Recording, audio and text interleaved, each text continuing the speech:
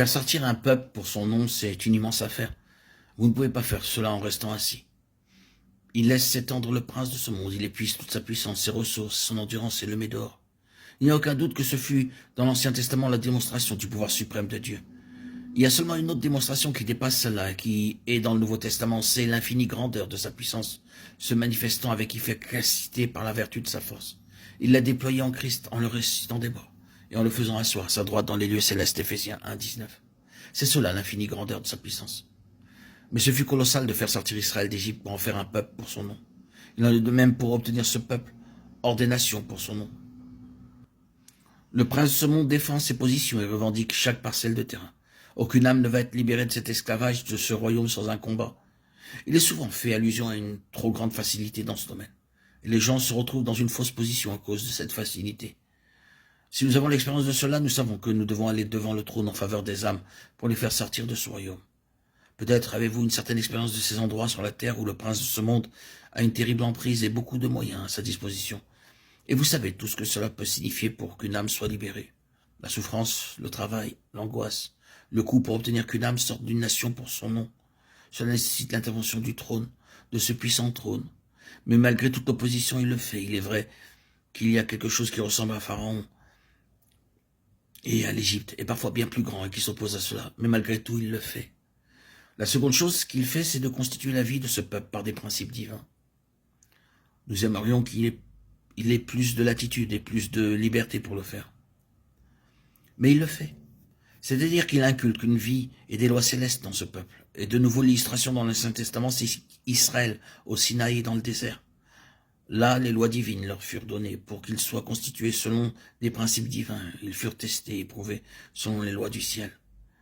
Leur pain quotidien venait du ciel. Ils devaient vivre du ciel et vivre dans le ciel. Leur vie devait être une vie céleste, rien d'autre. Ici-bas ne pouvait faire d'eux le peuple de Dieu. Ils devaient être constitués sur une base céleste. Et c'est ce que le Seigneur exalté cherche à faire avec son peuple. Si seulement nous comprenions de manière nouvelle, nous pourrions voir que c'est là l'explication et l'interprétation de nos expériences.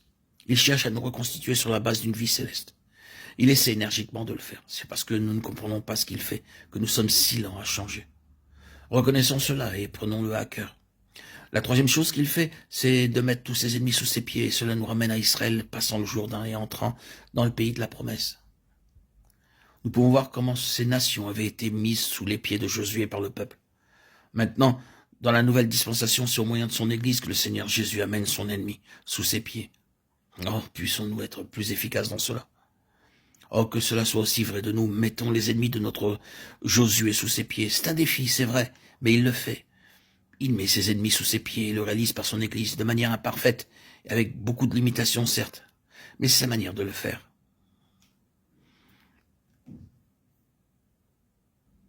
Le chrétien, dans son armure complète, en parlant de la tête du serpent, qui est mise sous le talon du Seigneur, imagine le Seigneur disant à son Église, « Je l'ai mis sous mon talon, venez, vous aussi, et mettez votre talon sur lui. » Nous devons coopérer avec le Seigneur Jésus dans cette affaire.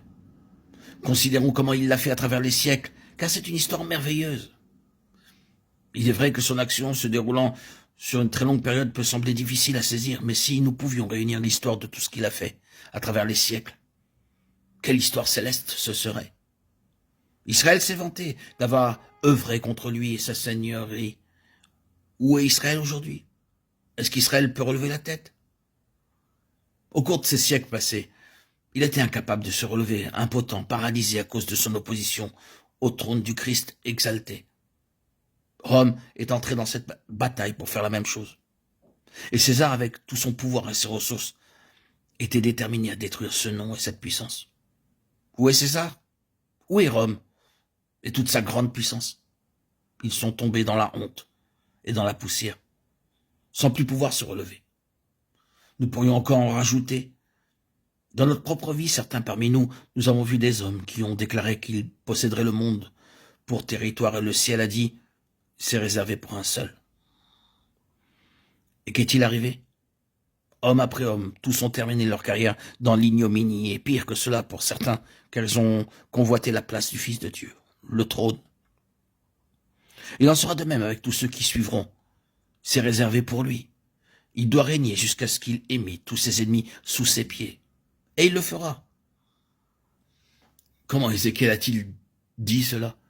Au cœur de ses prophéties, au centre même du livre, avec Israël en captivité lui-même, malgré le pouvoir de Babylone et tous ses pouvoirs mondiaux, mais saisissant et cherchant cette place de l'absolue suprématie. Dieu s'écrit par Ézéchiel, j'en ferai une ruine, une ruine, une ruine, jusqu'à ce que vienne celui auquel appartient le juste jugement, dont le droit est de porter la couronne. Et je lui donnerai. Ézéchiel 21-27. Oui, je lui donnerai. Il doit régner jusqu'à ce qu'il ait mis tous ses ennemis sous ses pieds. Et que cela transfigure toute notre marche dans ce pèlerinage dans lequel nous devons cheminer. À lui soit la gloire et les honneurs pour les siècles des siècles. Gloire à Dieu au plus haut des cieux et paix sur la terre aux hommes qu'il aime. À toi, Seigneur, tout honneur, toute gloire pour les siècles des siècles. Alléluia. Alléluia. Alléluia.